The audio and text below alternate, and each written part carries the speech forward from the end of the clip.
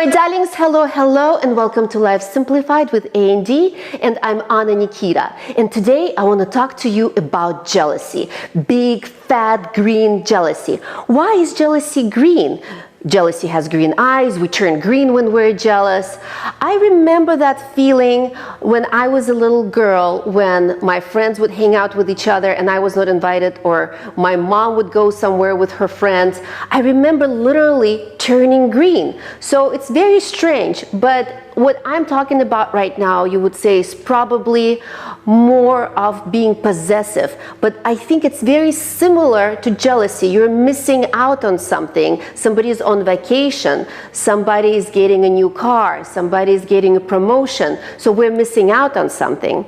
I have a video that I posted a couple of weeks ago, and I'll put a link below, on staying on your path that is illuminated for you. You can see it, but once you start looking at other gardens, you will get detoured. This segment is inspired by an article from InStyle magazine, and thank you, Greg, for my subscription. I really enjoy it.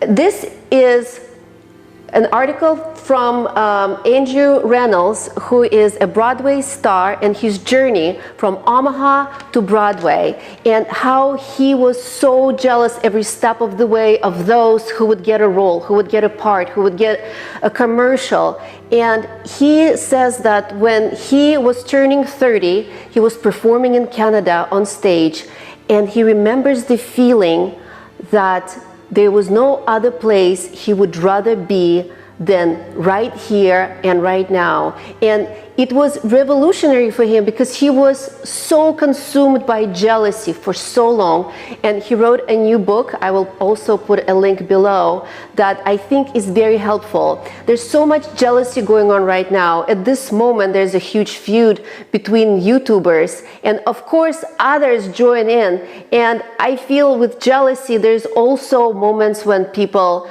backstab, which is even more insult to the injury, more painful. There was one video came out that I produced that scored 5 million views, and of course right away somebody made a parody of it, which was hurtful. But what was more hurtful is that other people joined in against me. And of course I could retaliate by putting out a parody about that guy, but I have decided to channel my energy into something that is positive and beautiful. And you know, there's a lot of professional jealousy, and of course how to be able to channel that, to shed that, those hurtful feelings, is of course to stay on your path, to know that if you're staying on your path, your success is yours.